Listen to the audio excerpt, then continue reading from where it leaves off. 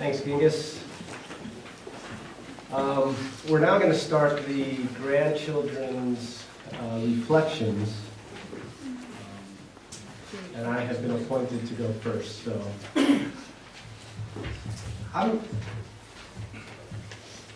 in thinking of Grumma and Nana, one of the many things that I remember, one story in particular. We all know that Nana was really kind. Had a wonderful, wonderful, warm heart. And she was in San Diego at the time, and I must have been 3 or 4 years old. And of course, at that age, you're pretty maricot. And Nana was in the backyard, and she was watering her flowers, her garden. And I came to the backyard and I said, Nana, I want to help you. I want to help you. Oh, no, it's okay. No, it's okay. I got it. Oh, come on, Nana, please. I really want to help you. No, it's okay. I persisted and finally she said, okay, here, take the hose. Only those flowers over there. So I grabbed the hose. I started watering it. Started watering over here. And I looked over at my Nanai, and she was kind of smiling at me. And all of a sudden, I smiled right back and went, and I soaked her from head to toe. And I don't know, at the time, I didn't think she was going to get angry. And you know what? She didn't. She had that wonderful, full laugh, and all she did was, oh my God, I'm so wet. I can't believe you did that to me. But that was our Nana. You could do no wrong in her eyes. And she was always loving, always kind. Even when I locked her out of the house on accident. I locked her out. I was upset for some reason. And then my mom and dad would love to go out and hit the town. And one time I didn't want them to leave. So I forced my grandma to lock the door and also bolt the top.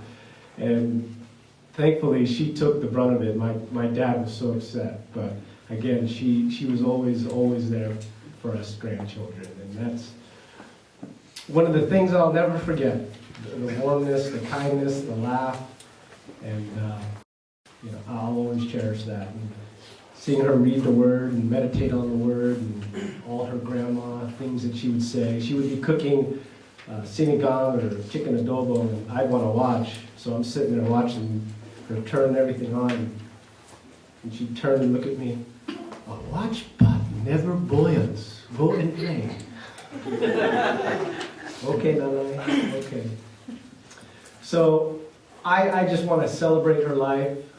She had a full life. She would have been 98 this year. And my challenge to myself in raising 3 kids is to live my life like to live with kindness and support, and more importantly, to live your life in love. So I think we could all do more of that. So next grandkid, you're up.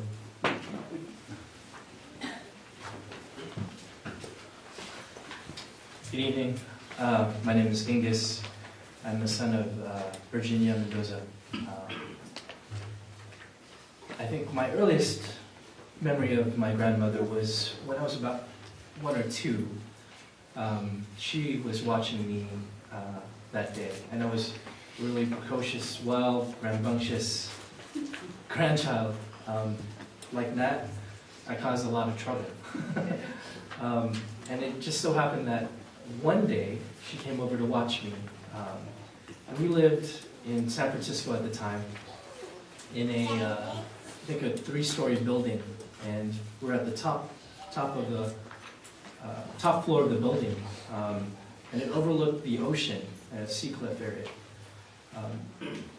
And I don't know what I was doing. I think I was watching Sesame Street, and they had an episode of that little inchworm in Sesame Street with Big Bird, and somehow the little inchworm had wings and started flying.